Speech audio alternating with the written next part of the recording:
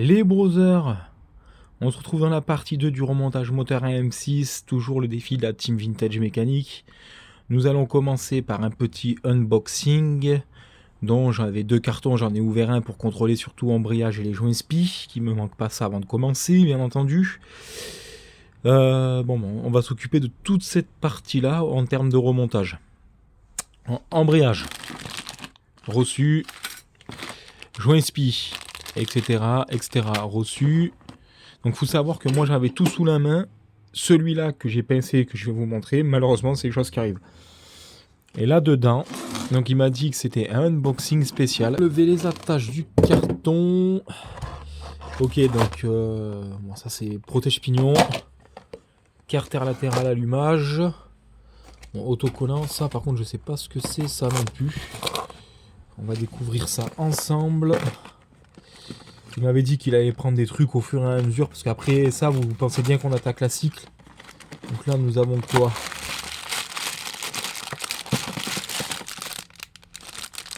Un bouchon, ok, un bouchon de réservoir.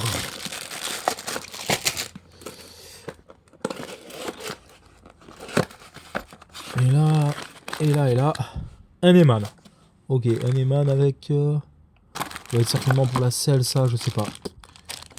Ok, bon ben un Eman.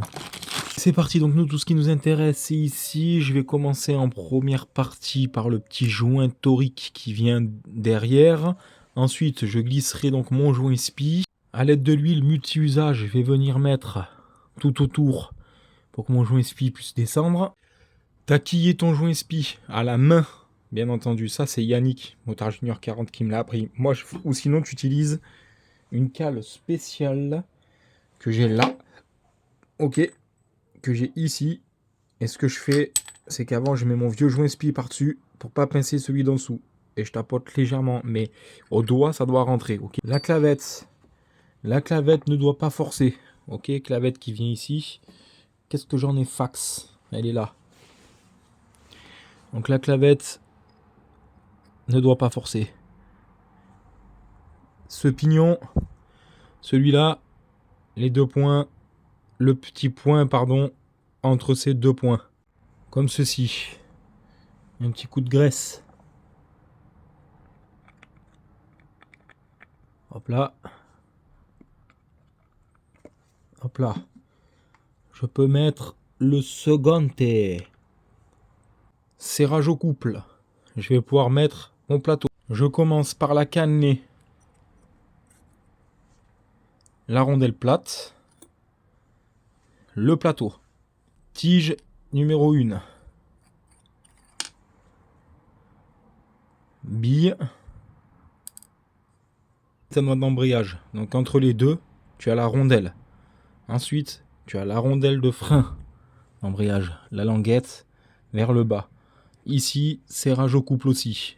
Tu vas pouvoir, une fois que tu as monté ton embrayage, monter tes disques. Tu commences toujours par un disque garni, tu finis par un disque garni. Donc ça fait disque garni, disque lisse, disque garni, disque lisse avec une huile. Bien sûr, il faut bien les huiler. Moi, je ne les laisse pas tremper. Je sais que voilà, dès le premier démarrage, je débraye pour que l'huile puisse passer entre les disques. Ici, tu as des arrondis. Moi, je les écarte de 120 degrés l'un à l'autre.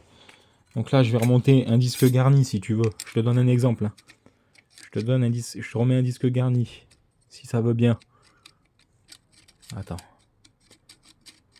Je vais y arriver. Je suis à une main, c'est pas évident. Voilà. Et bien, tu vois, l'autre, l'arrondi, je l'avais mis en haut. Je vais prendre à peu près 120 degrés. L'arrondi, je vais le mettre en bas, tu vois. Donc ça me fait à peu près un truc comme ça. Là, tu vois. Et l'autre arrondi, je le mettrai ici. Tu as remonté ta rondelle de sécurité. Pas besoin de le serrer comme un fort, lui. Hein. Serrage au couple, tout dans la discrétion. Serrage au couple, tout dans la discrétion. Alors, je sais qu'ici, il y en a qui mettent du frein filé. Moi, j'en mets pas. Je sais pas si c'est une bonne idée ou pas.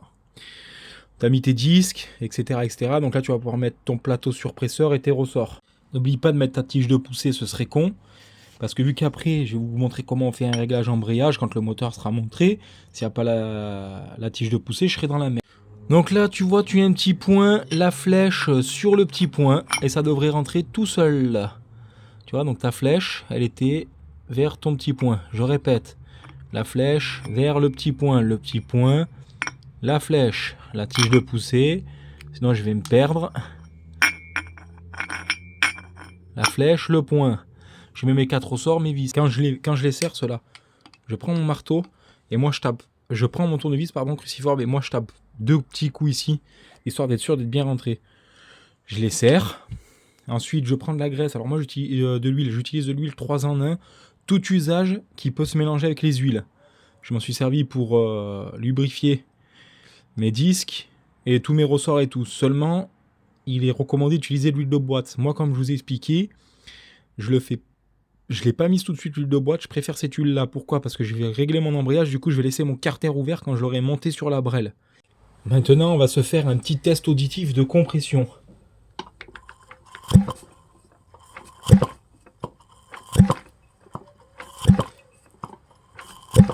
J'espère que tu as entendu. Donc j'entends bien la boîte à clapper, j'entends bien mon piston. Donc ça comprime fort. Le carter, suppression de la pompe à huile intégrale. C'est-à-dire même du système. D'accord, qui est ici. Et un jour, il y a un petit rigolo qui m'a dit, il a supprimé la pompe à huile. D'ailleurs, il se reconnaîtra, je te la dédicace, cette vidéo. Il a supprimé la pompe à huile, donc j'avais supprimé ça. Mais il n'a pas supprimé les roulettes à l'intérieur. Ça sert strictement à rien. Parce que si tu supprimes pas les roulettes, tu peux pas gagner de vitesse. Genre, tu peux pas gagner de vitesse si tu supprimes pas les roulettes, mais tu supprimes la pompe à huile extérieure, espèce de guignol. Alors je vais t'expliquer. Ça vient là. Ok ? Ça vient dessus. Donc tu as des rondelles. Hein. Tu vois, me fais pas chipoter, tu vois. Genre ça vient dedans, tu vois, comme ça. Ça, celui-là, il vient sur l'axe qui est là et tout. Donc tu as peut-être qui est ici. Ok ? 2 petites poulées de merde qui t'entraînent ça. Ça te fait gagner de la vitesse quand tu l'enlèves, espèce de trou du cul.